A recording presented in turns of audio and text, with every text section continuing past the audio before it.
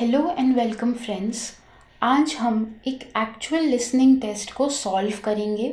मैं आपको step by step guidance दूंगी और आपको बताऊंगी, इनफैक्ट मैं आपको सिखाऊंगी कि कैसे आप कॉन्टेक्स्ट और फॉर्मेट को जज करके अपने आंसर्स को करेक्टली मार्क कर सकते हैं।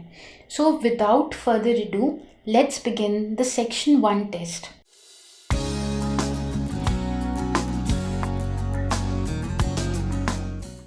तो फ्रेंड्स, अब हमने क्वेश्चंस नंबर 1 to 7 कंप्लीट कर लिए हैं। अब हम करेंगे सेक्शन 1 का सेकंड पार्ट, जिसमें हमारे लिए 8 to 10 क्वेश्चंस हैं।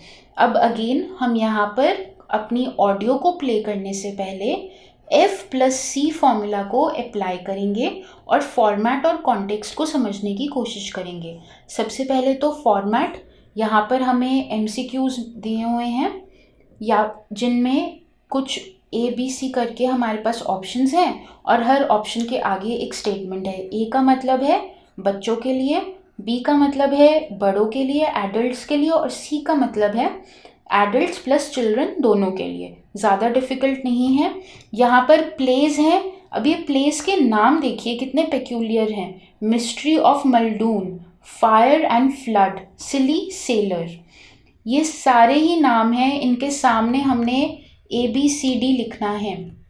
ये इस बात को ध्यान रखिए, ये हमारा फॉर्मेट है क्वेश्चंस का।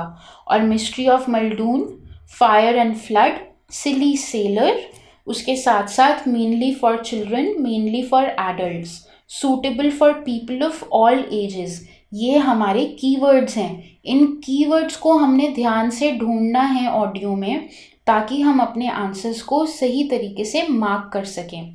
अब हमने फॉर्मेट को जज कर लिया है, कॉन्टेक्स्ट को भी जज कर लेते हैं। कुछ प्लेस हैं। अब इन प्लेस के नाम हमें दिए हुए हैं। इन प्लेस के आगे हमने लिखना है कि ये प्ले बच्चों के लिए है या बड़ों के लिए है, या फिर बच्चे और बड़े दोनों के लिए है। ये हमारा कॉन्टेक्स्ट हो गया। अब मैं आपके लिए ऑडियो प्ले करने वाली हूँ। याद रखिए, ये ऑडियो वहाँ से प्ले होगी जहाँ से आपको टाइम मिला था अपने आंसर्स को रिव्यू करने का।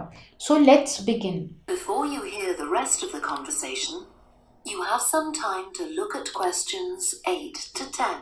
Now listen and answer questions 8 to 10. I've seen a list of plays that are being performed this week, and I'd like to know which are suitable for my children and which ones my husband and I might go to. How old are your children? 5 and 7.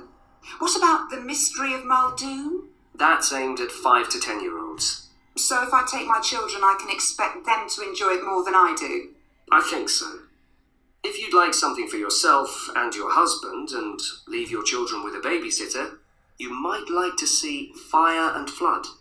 It's about events that really happened in Stretton 200 years ago, and children might find it rather frightening. Oh, thanks for the warning. And finally, what about Silly Sailor?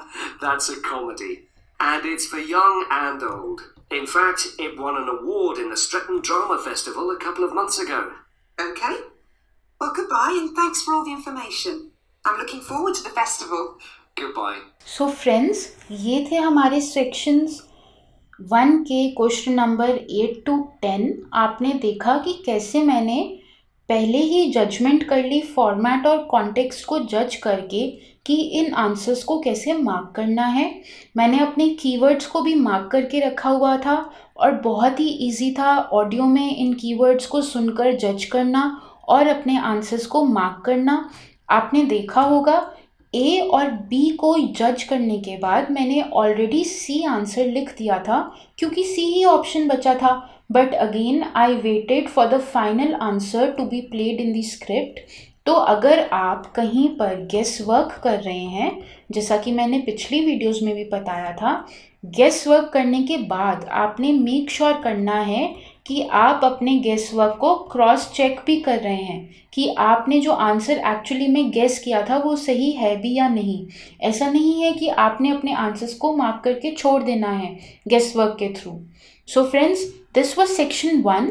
Now I will see you in section 2, और again मैं section 2 को solve करना सिखाऊंगी आपको, और ये भी सिखाऊंगी कि कैसे फॉर्मेट और कॉन्टेक्स्ट को हम जज करते हैं सेक्शन 2 के क्वेश्चंस के लिए. So till then, good bye and take care.